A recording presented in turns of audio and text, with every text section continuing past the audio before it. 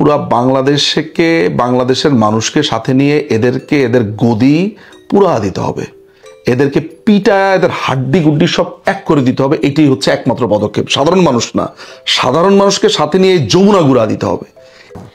আপনি একজন অ্যাডভোকেট, তো আপনার কাছে যেটা জানতে চাচ্ছি, শেখ হাসিনার বিরুদ্ধে যে রায় দেওয়া হলো, ফাঁসির রায়, তিনি তো উপস্থিত ছিলেন না, এটা আসলে কতটা যৌক্তিক বলে মনে হচ্ছে আপনার কাছে? ট্রায়াল ইন অ্যাবসেন্সিয়া হতে পারে, এই আইনের ভেতর ট্রায়াল ইন অ্যাবসেন্সিয়ার কথা বলা আছে। আসলে ওই আইনের মধ্যে কি আছে আর ট্রায়াল ইন অ্যাবসেন্সিয়া, এটা ডাজন্ট ম্যাটার। ম্যাটারটা হচ্ছে, ফার্স্ট পয়েন্টটা হচ্ছে যে যেই অথরিটি বিচার করবে তার লিগ্যালিটিটা জরুরি।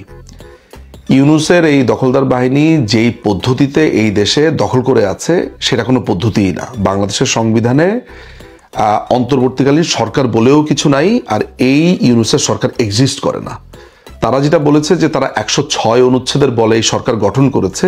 এই 106 অনুচ্ছেদের মাধ্যমে মূলত কিছুই হয়নি। 106 অনুচ্ছেদের কিছু প্রসিডিংস আছে, যেমন রাষ্ট্রপতি রেফারেন্স চাইবে অ্যাপিলেট ডিভিশনের কাছে, অ্যাপিলেট ডিভিশন ফুল কোর্ট হিয়ারিং করবে, ফুল কোর্ট হিয়ারিং এর পরে তারা একটা অবজারভেশন দিবে, সেই অবজারভেশন তখন রাষ্ট্রপতির কাছে যাবে, রাষ্ট্রপতি তখন এটা নিয়ে নাড়াচাড়া করবে।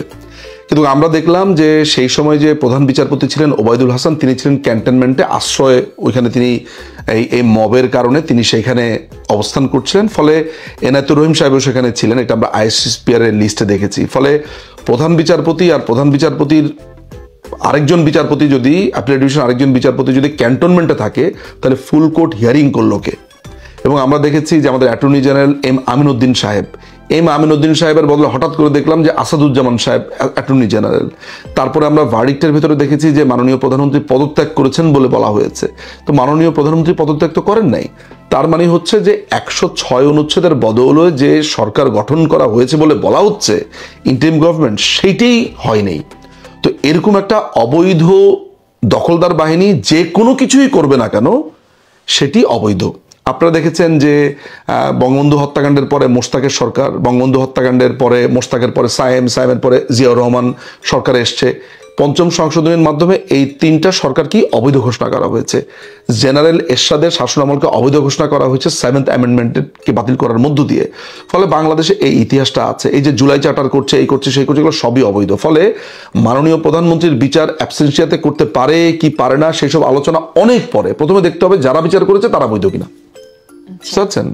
তো এর পরবর্তী আপনাদের মানে কি পদক্ষেপ হতে পারে আসলে? এই পদক্ষেপ কিছু না, পুরা বাংলাদেশকে বাংলাদেশের মানুষকে সাথে নিয়ে এদেরকে এদের গদি পুরা দিতে হবে, এদেরকে পিটা এদের হাড্ডি গুড্ডি সব এক করে দিতে হবে। এটাই হচ্ছে একমাত্র পদক্ষেপ। সাধারণ মানুষ না, সাধারণ মানুষকে সাথে নিয়ে যমুনা গুড়া দিতে হবে।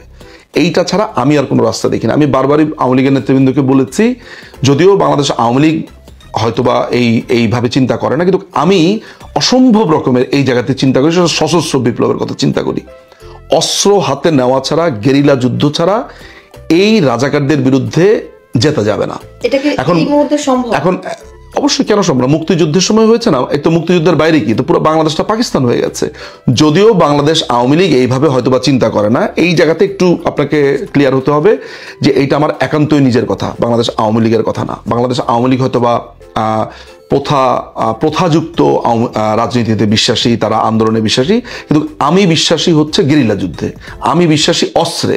আমি মনে করি অস্ত্রই একমাত্র এটা জবাব হতে পারে। কারণ বাংলাদেশে মুক্তিযুদ্ধের সময় আপনি যদি অস্ত্র নিয়ে পাকিস্তানি হানাদারদের উপরে না ঝাঁপিয়ে পড়তেন, হতো না। এটা যদি নর্মাল একটা পলিটিক্যাল যুদ্ধ হতো, ধরা যাক বিএনপি আওয়ামী লীগের যুদ্ধ হচ্ছে, তখন আমি আপনাকে কোনোদিনই বলতাম না যে অস্ত্র মস্ত্রের ব্যাপার। তখন আমি বলতাম যে প্রথাযুক্ত রাজনীতি করতে হবে, আমার আইডিওলজি বলবো, তার আইডিওলজি বলবে, পাবলিক ভোট দিবে। কিন্তু এই জায়গাটা হয়ে গেছে পাকিস্তানি হানাদাররা, এই জামাত ইসলামী রাজাকাররা আপনাকে অ্যাটাক করেছে, মুক্তিযোদ্ধাদেরকে মারছে, জয় বাংলা বলতে পারবেন না। সেদিন একটা ছেলে তার বাবা মুক্তিযোদ্ধা বলার সাথে সাথে পুলিশ তাকে পেটানো শুরু করলো। আপনার 32 নম্বর ভাঙছে। 32 নম্বর কি বঙ্গবন্ধুর বাড়ি? 32 নম্বর তো একটা মিউজিয়াম ছিল। বঙ্গবন্ধুর বাড়িকে তো একটা ট্রাস্ট করে মিউজিয়াম হিসেবে দিয়ে দিয়েছে। একটা মিউজিয়ামকে কেন ভেঙেছে? এখানে বঙ্গবন্ধুর স্মৃতি আছে।